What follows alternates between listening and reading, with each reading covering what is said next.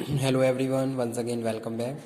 Student, आज हम discuss करेंगे एम्प्लॉय प्रोविडेंट फंड एक्ट 1952 में forms for claiming benefit under for PF scheme. यानी कि जब हम पीएफ प्रोविडेंट फंड की बात कर रहे हैं तो कौन कौन से ऐसे फॉर्म्स हैं जो हमें सबमिट करने पड़ते हैं to avail the benefits of provident fund scheme. तो वो उन सारे फॉर्म्स की यहाँ पे हम बात करेंगे। जैसे कि यहाँ पे लिखा हुआ है form 13, form 14, form 19, form 20, form 31, form 10C, यहाँ पे ये C बना हुआ है, और उसके बाद जो लिखा हुआ है फॉर्म 10D। यानी कि कौन कौन से ऐसे प्रिस्क्राइब डॉक्यूमेंट्स हैं जो हमें सर्विसेज अवेल करने के लिए सबमिट करने पड़ते हैं। तो वो उन सारे फॉर्म्स का आज हम जिक्र करेंगे हमारे अपने आज के इस वीडियो लेक्चर में। स्टूडेंट, हमने अपने प्रीवियस लेक्चर में डिस्कस किया था एनुअल रिटर्न और पेनल्टी के बारे में, ठीक है, कि भाई कितना एनुअल रिटर्न किस तरीके से भरना होता है एम्प्लॉयर को, और उसका क्या प्रोविज़न है, कौन कौन से प्रिस्क्राइब डॉक्यूमेंट, जैसे कि स्टेटमेंट फॉर्म 6A भरना होता है, ठीक है, और इंडिविजुअल एम्प्लॉय शीट के लिए फॉर्म 3A भरना होता है। तो ये सारे प्रिस्क्राइब डॉक्यूमेंट फिल करके हमें क्या करने हैं, जो EPFO ऑर्गेनाइजेशन है उसकी साइट पे सबमिट करने होते हैं, ठीक है। पेनल्टी की बात करें तो पेनल्टी का भी प्रोविज़न है। अगर आप विद इन टाइम पीरियड्स चालान जमा नहीं कर पाते हैं, कंट्रीब्यूशन जमा नहीं कर पाते हैं, तो उस केस में आपके ऊपर पेनल्टी पड़ती है। उसका भी प्रोविज़न प्रॉपर बताया गया है कि भाई इतने से इतने % तक पेनल्टी का प्रोविज़न है, ठीक है। और उसके बाद हमने डिस्कस किया था कि भाई जो डिटेल है नॉमिनी की या फिर सेल्फ डिटेल है या नॉमिनी की डिटेल है, वो फॉर्म 2 में हमें फिल करनी होती है। पेंशन स्कीम के रिगार्डिंग भी हमने डिस्कशन किया था। अकाउंट ट्रांसफॉर्मेशन की भी बात करी थी कि अगर आपका पहले किसी एस्टेब्लिशमेंट में अकाउंट ओपन है तो आप उसको ट्रांसफ़र भी करवा सकते हैं, जिसके लिए हमें प्रिस्क्राइब डॉक्यूमेंट सबमिट करने होते हैं। विलिंगली अगर आप अपना कंट्रीब्यूशन इंक्रीज करवाना चाहते हो तो इसका ये प्रोविज़न भी एम्प्लॉय प्रोविडेंट फंड स्कीम में दिया हुआ है, ठीक है। तो वो यहाँ पे हमने अपने अपने प्रीवियस वीडियो लेक्चर में बात किया। अब आ जाते हैं हमारे आज के मेन टॉपिक पे, जो कि है the employ provident fund act 1952 से form for claiming benefit under the PF scheme. यानी कौन कौन से फॉर्म हैं जो हमें बेनिफिट क्लेम करने के लिए फिल करने पड़ते हैं, तो वो यहाँ पे हम बात कर रहे हैं। तो एक तरफ तो मैंने यहाँ पे लिख दिया है फॉर्म के बारे में कि भाई ये फॉर्म है, और यहाँ पे लिख दिया है क्या पर्पस है इसको फिल करने का, ठीक है। जैसे कि फर्स्ट वन है, उससे पहले मैं बात कर लेता हूँ, जैसे कि फॉर्म 6A है, ठीक है। तो जैसा कि हमने अपने लेक्चर में डिस्कस कर लिया है, फॉर्म 6A हम जब भरते हैं जब हमें क्या करना है, एनुअल रिटर्न भरना होता है, जो कि एम्प्लॉयर के लिए है, ठीक है। अगर एम्प्लॉयर अपना एनुअल रिटर्न भरना चाहता है तो employer shall send to commissioner within the 1 month of the close of year a consolidated annual contribution statement form 6A। यहाँ पे लिख देता हूँ मैं फॉर्म 6A, ठीक है। और उसके बाद जो इंडिविजुअल एम्प्लॉय शीट होती है उसको हम वहाँ पे जो रेलिवेंट इंफॉर्मेशन है वो हम प्रिस्क्राइब फॉर्म 3A में फिल करते हैं, ओके। उसके बाद हमारा जो नेक्स्ट है वो है फॉर्म 13। फॉर्म 13 पे यहाँ पे हम बात कर रहे हैं क्या पर्पस है फॉर्म 13 को फिल करने का, for transferring the PF account of member from one establishment to another establishment covered under the PF under the act scheme, ठीक है। यहाँ पे ये अकाउंट नहीं है, ये एक्ट लिखा हुआ है। तो भाई जो फॉर्म 13 है हमें जब भरना होता है जब हम अपना PF अकाउंट किसी एक एस्टेब्लिशमेंट से किसी दूसरे एस्टेब्लिशमेंट में ट्रांसफ़र करवा रहे हैं। जैसे कि यहाँ पे मैं एक एग्जांपल कोट करता हूँ, आप किसी एस्टेब्लिशमेंट A में काम कर रहे हो, ठीक है, जहाँ आपका PF कंट्रीब्यूशन, एक मिनट यहाँ पे हम सेकेंड शीट ले लेते हैं ताकि इस, ठीक है।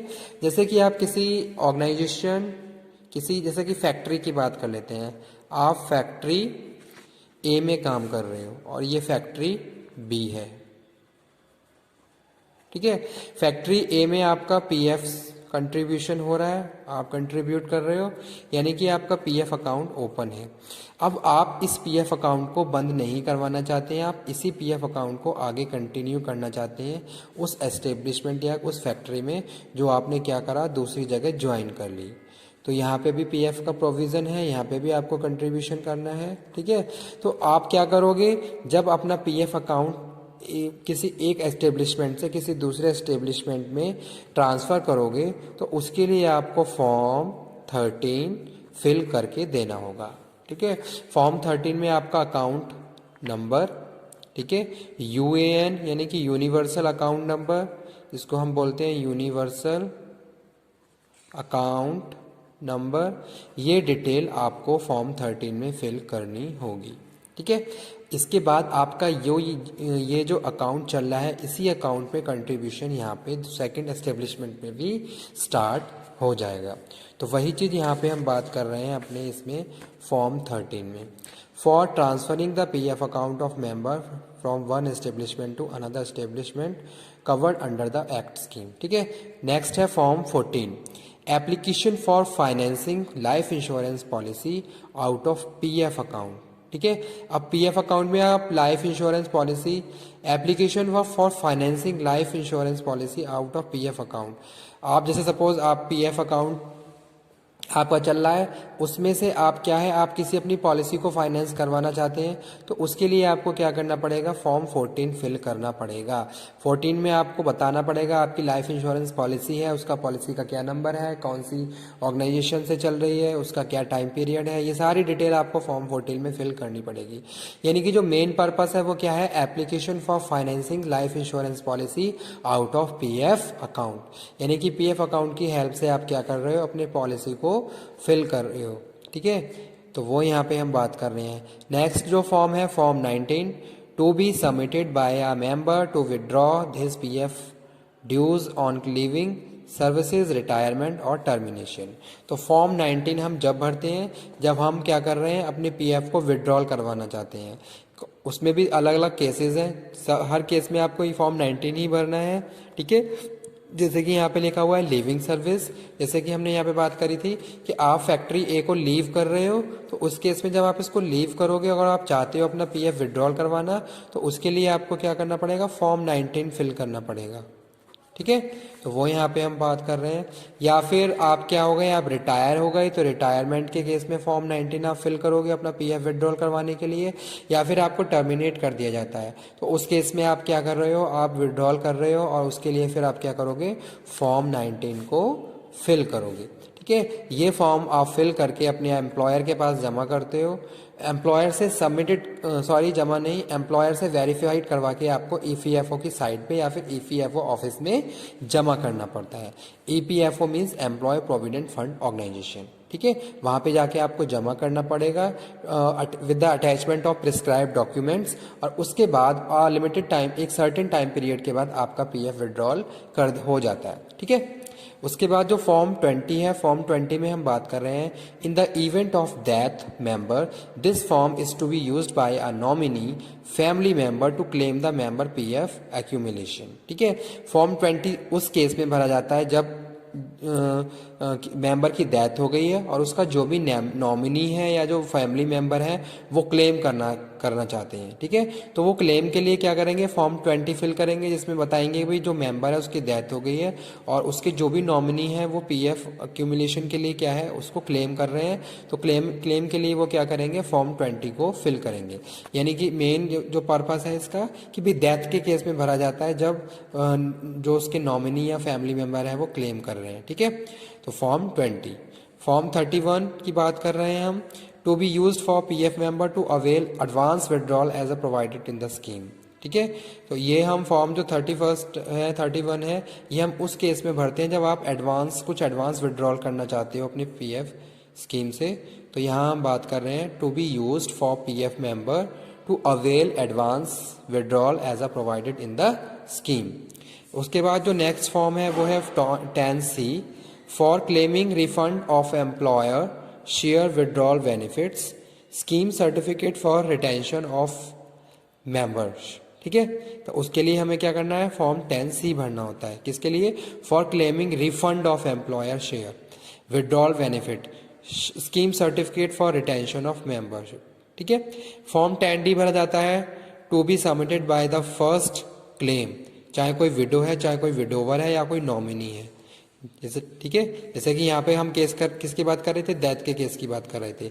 अगर डेथ का केस नहीं है, सिंपली आपको क्लेम करना है, तो उसके लिए फॉर्म 10D को हम भरते हैं। ठीक है, तो ये थे कुछ prescribe form under the employ provident fund act 1952, जो हमें बेनिफिट क्लेम करने के लिए या फिर बेनिफिट्स को अवेल करने के लिए, क्लेम करने के लिए फिल करने पड़ते हैं। और with the attachment of prescribe document हमें ईपीएफओ की साइट पे या फिर ईपीएफओ ऑर्गेनाइजेशन में with the help of verification of employer जमा करने होते हैं। ठीक है, उसके बाद एक सर्टेन टाइम पीरियड के पास आपका पीएफ विड्रॉल हो जाता है, जो कि आपके अकाउंट में अमाउंट ट्रांसफर कर दिया जाता है। ठीक है, तो वो यहाँ पे हम बात कर रहे थे हमारे आज के इस वीडियो लेक्चर में। तो आज का हमारा लेक्चर इसी फॉर्म से रिलेटेड था, जिसमें हमने डिस्कस किया अबाउट द वेरियस फॉर्म्स जो भी हमें भरने होते हैं। तो ये नॉलेज आपको प्रॉपरली होनी चाहिए कि भाई कौन सा फॉर्म किस केस में फिल किया जाता है। जैसे कि फॉर्म 13 है वो पीएफ ट्रांसफर अकाउंट, आपको अकाउंट ट्रांसफर करना है एक एस्टेब्लिशमेंट से दूसरी एस्टेब्लिशमेंट, तब भरा जाता है। फॉर्म 14 आप जब भरेंगे जब आपको लाइफ इंश्योरेंस पॉलिसी का कोई पॉलिसी भरनी है और out of PF account. Form 19 तब भरा जाता है जब to be submitted by the member to withdrawal PF account due to living service, आप सर्विस छोड़ रहे हो, टर्मिनेट हो गए, रिटायर हो गए, तो फॉर्म 19 भरोगे। जैसे कि सपोज आप किसी ऑर्गेनाइजेशन में जॉब कर रहे हो और आपने वहाँ पे स्विच कर दिया, तो उस केस में आप फॉर्म 19 फिल करके अपना पीएफ क्लेम कर सकते हो, विड्रॉल कर सकते हो। फॉर्म 20 भरा जाता है डेथ के केस में। 31 भरा जाता है अवेल द एडवांस सर्विसेज। ठीक है, तो इस तरीके से ये प्रिस्क्राइब फॉर्म भरे जाते हैं। 10C भरा जाता है claiming refund for employer share, और फॉर्म 10D भरा जाता है by the nominee widower for claiming the PF amount sorry. ठीक है, तो आज का हमारा टॉपिक हम यहीं पे फिनिश करते हैं। नेक्स्ट वीडियो लेक्चर में फिर एक नेक्स्ट टॉपिक को डिस्कस करेंगे। Okay, thank you very much. Hope so आपको आज का वीडियो लेक्चर बहुत पसंद आया हो, अच्छा लगा हो, लाइक कर सकते हैं।